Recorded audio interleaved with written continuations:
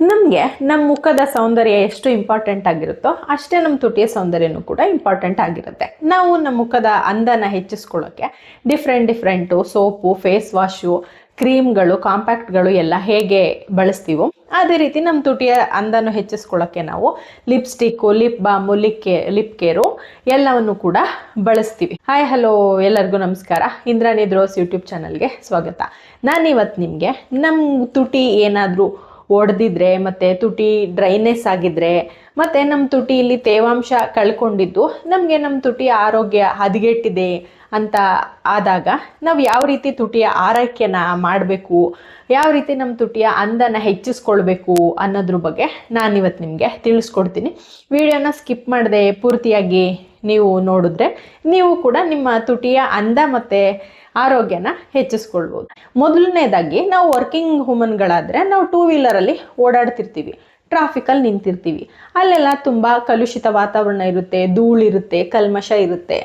ಆಗ್ಲೂ ಕೂಡ ನಮ್ಮ ತುಟಿ ಅಂದ ಹಾಳಾಗ್ಬೋದು ಮತ್ತು ನಮ್ಮ ತುಟಿ ಒಡೆಯುವಂತಹ ಚಾನ್ಸಸ್ಸು ತುಂಬಾ ಇರುತ್ತೆ. ನಮ್ಮ ತುಟಿಯ ಚರ್ಮದಲ್ಲಿ ಸೆಬೇಸಿಯಸ್ ಗ್ಲ್ಯಾಂಡ್ಸ್ ಇರೋದಿಲ್ಲ. ಇದರಿಂದ ತುಟಿಯ ಚರ್ಮದಲ್ಲಿ ತೇವಾಂಶ ಕಡಿಮೆ ಇರುತ್ತೆ.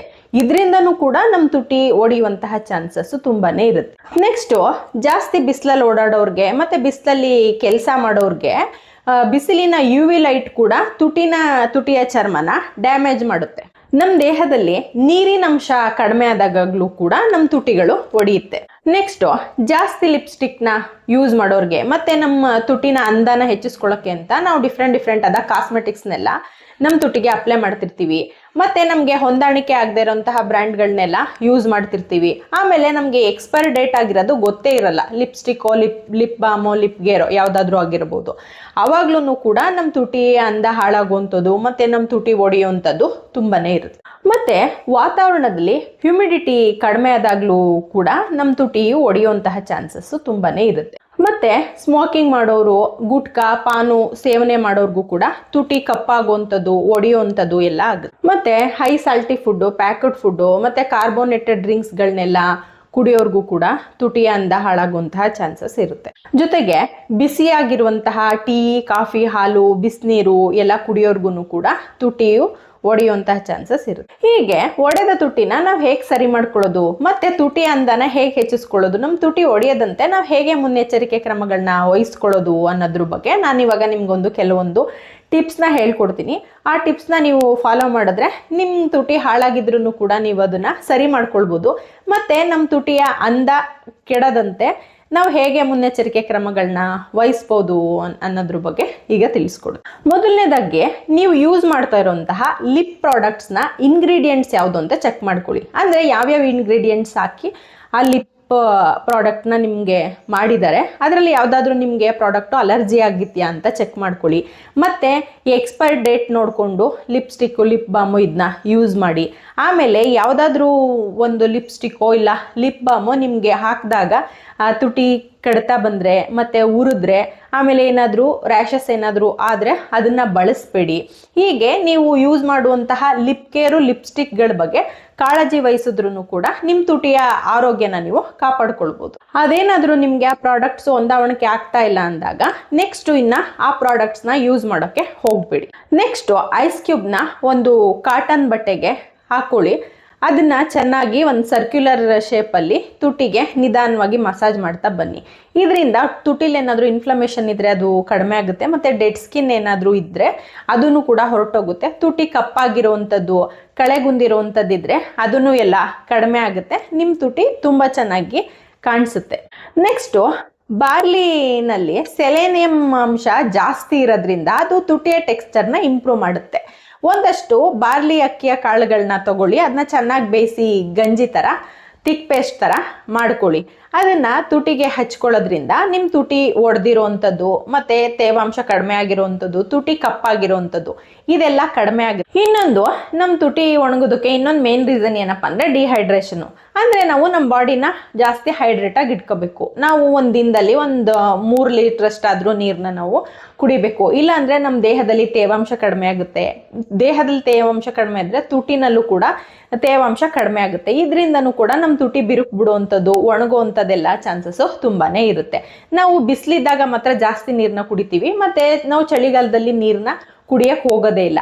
ಅದಕ್ಕೆ ಆ ಟೈಮಲ್ಲೇ ಜಾಸ್ತಿ ನಮಗೆ ಮೈಯಲ್ಲೆಲ್ಲ ಚರ್ಮ ಒಡೆಯುವಂಥದ್ದು, ತುಟಿ ಎಲ್ಲ ಒಣಗುವಂಥದ್ದು ಆಗುತ್ತೆ. ಹಾಗಾಗಿ ನಾವು ಪ್ರತಿದಿನ ಸಾಕಷ್ಟು ನಮಗೆ ಎಷ್ಟು ಕುಡಿಯೋಕ್ಕೆ ಸಾಧ್ಯನೋ ಅಷ್ಟು ನೀರು, ಎಳನೀರು ಮತ್ತು ಮಜ್ಜಿಗೆ ಕುಡಿಯುವಂಥದ್ದು, ಮತ್ತು ತಾಜಾ ಹಣ್ಣಿನ ರಸ ಮಾಡಿಕೊಂಡು ಕುಡಿಯುವಂಥದ್ದು, ಹೀಗೆಲ್ಲ ಮಾಡಿ ನಮ್ಮ ದೇಹನ ಹೈಡ್ರೇಟ್ ಆಗಿ ಇಟ್ಕೊಂಡ್ರು ಕೂಡ ನಮ್ಮ ತುಟಿಯ ಅಂದ ಮತ್ತು ಆರೋಗ್ಯನ ನಾವು ಕಾಪಾಡ್ಕೊಳ್ಬೋದು.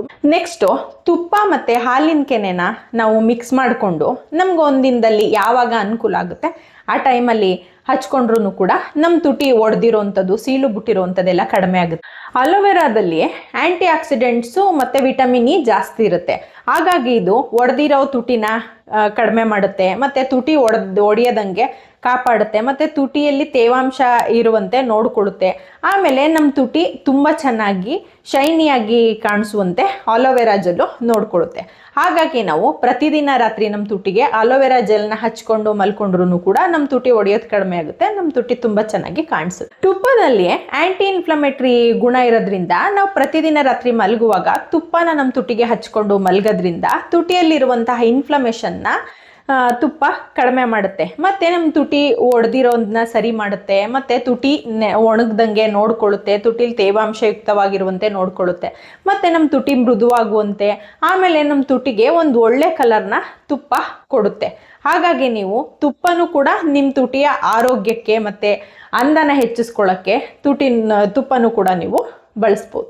ನೆಕ್ಸ್ಟು ಬೀಟ್ರೋಟ್ನ ಮಧ್ಯೆ ಇರುವಂತಹ ತಿರುಳನ್ನ ಕಟ್ ಮಾಡಿಕೊಂಡು ಅದನ್ನು ತಿಕ್ಕಾಗಿ ಪೇಸ್ಟ್ ಥರ ಮಾಡಿಕೊಂಡು ಪ್ರತಿದಿನ ರಾತ್ರಿ ನಿಮ್ಮ ತುಟಿಗೆ ಹಚ್ತಾ ಬಂದರೆ ಇದು ನಿಮ್ಮ ತುಟಿ ಒಡೆದಿರೋದನ್ನ ಕಡಿಮೆ ಮಾಡುತ್ತೆ, ಮತ್ತು ನಿಮ್ಮ ತುಟಿಗೆ ಒಂದು ಒಳ್ಳೆ ಕಲರ್ನ ಕೊಡುತ್ತೆ. ಆಮೇಲೆ ನಿಮ್ಮ ತುಟಿ ಮೃದುವಾಗಿರುವಂತೆ ನೋಡ್ಕೊಳ್ಳುತ್ತೆ, ಮತ್ತು ತುಟಿ ಒಡೆಯೋದನ್ನ ಇದು ತಡೆಯುತ್ತೆ. ನೆಕ್ಸ್ಟು ಕೊಬ್ಬರಿ ಎಣ್ಣೆ. ಇದು ನಿಮ್ಮ ತುಟಿಯ ಆರೋಗ್ಯ ಮತ್ತು ಅಂದವನ್ನು ಹೆಚ್ಚಿಸೋಕೆ ಇರುವಂತಹ ಒಂದು ಅದ್ಭುತವಾದ ಎಣ್ಣೆ ಅಂತಲೇ ಹೇಳ್ಬೋದು. ಇದೊಂದು ನ್ಯಾಚುರಲ್ ಮಾಯಿಶ್ಚರೈಸರ್ ಆಗಿ ಕೆಲಸ ಮಾಡೋದ್ರಿಂದ ನೀವು ಕೊಬ್ಬರಿ ಎಣ್ಣೆನೂ ಕೂಡ ನಿಮ್ಮ ತುಟಿ ಒಡೆದಿರೋದಕ್ಕೆ ಹಚ್ಬೋದು, ಮತ್ತು ತುಟಿ ಒಡೆಯದಂತೆ ಇದು ತಡೆಗಟ್ಟುತ್ತೆ, ಮತ್ತು ತುಟಿಲಿ ತೇವಾಂಶ ಕಾಯ್ದುಕೊಳ್ಳುತ್ತೆ, ಆಮೇಲೆ ನಿಮ್ಮ ತುಟಿಗೆ ಒಂದು ಒಳ್ಳೆ ಕಲರ್ನ ಕೊಡುತ್ತೆ. ಹಾಗಾಗಿ ನೀವು ಕೊಬ್ಬರಿ ಎಣ್ಣೆನೂ ಕೂಡ ನೀವು ಯಥೇಚ್ಛವಾಗಿ ನಿಮ್ಮ ತುಟಿಯ ಆರೋಗ್ಯ ಮತ್ತು ಅಂದನ ಹೆಚ್ಚಿಸ್ಕೊಳ್ಳೋಕ್ಕೆ ಬಳಸ್ಬೋದು. ನೆಕ್ಸ್ಟು ಲಿಪ್ ಯೋಗ. ತುಟಿಗೂ ಕೂಡ ಮಾಂಸಖಂಡಗಳಿರುತ್ತೆ, ಆದ್ರಿಂದ ನಾವು ಲಿಪ್ ಯೋಗ ಮಾಡೋದ್ರಿಂದ ತುಟಿಲಿ ಏನಾದರೂ ಇನ್ಫ್ಲಮೇಷನ್ ಇದ್ದರೆ ಅದು ಕಡಿಮೆ ಮಾಡುತ್ತೆ, ಮತ್ತು ತುಟಿಲಿ ಬ್ಲಡ್ ಸರ್ಕ್ಯುಲೇಷನ್ ಚೆನ್ನಾಗಿ ಆಗುತ್ತೆ, ಮತ್ತು ಒಂದು ಒಳ್ಳೆ ಶೇಪ್ನ ತುಟಿ ಕೊಡುತ್ತೆ, ಮತ್ತು ಕೊಲಾಜಿನ್ ಜಾಸ್ತಿ ಉತ್ಪತ್ತಿ ಮಾಡೋದ್ರಿಂದ ತುಟಿ ಸ್ಟಿಫ್ ಆಗಿರುವಂತೆ ನೋಡ್ಕೊಳ್ಳುತ್ತೆ. ಇದಿಷ್ಟು ನಮ್ಮ ತುಟಿ ಒಡೆಯೋದಕ್ಕೆ ಕಾರಣ ಏನು, ಮತ್ತು ನಾವು ಮನೆಯಲ್ಲೇ ಇರುವಂತಹ ಸಾಮಗ್ರಿಗಳನ್ನ ಬಳಸ್ಕೊಂಡು ನಾವು ಹೇಗೆ ನಮ್ಮ ತುಟಿಯ ಆರೋಗ್ಯನ ಹೆಚ್ಚಿಸ್ಕೊಳ್ಳೋದು, ತುಟಿ ಒಡಿದೇ ಇರಂಗೆ ನಾವು ಹೇಗೆ ನೋಡ್ಕೊಳ್ಳೋದು, ಮತ್ತು ನಮ್ಮ ತುಟಿಯ ಅಂದನ ಹೇಗೆ ನಾವು ಹೆಚ್ಚಿಸ್ಕೊಳ್ಳೋದು ಅನ್ನೋದ್ರ ಬಗ್ಗೆ ತಿಳಿಸ್ಕೊಟ್ಟಿದ್ದೀನಿ. ಈ ವಿಡಿಯೋ ನಿಮಗೆ ಇಷ್ಟ ಆಗಿದೆ ಅಂತ ಭಾವಿಸಿದ್ದೀನಿ. ಇಷ್ಟ ಆಗಿದ್ರೆ ಇಂದ್ರಾಣಿ ದ್ರವ್ಸ್ ಯೂಟ್ಯೂಬ್ ಚಾನಲ್ನ ಸಬ್ಸ್ಕ್ರೈಬ್ ಮಾಡ್ಕೊಳ್ಳಿ, ಲೈಕ್ ಮಾಡಿ, ಶೇರ್ ಮಾಡಿ, ಕಮೆಂಟ್ ಮಾಡಿ. Thank you.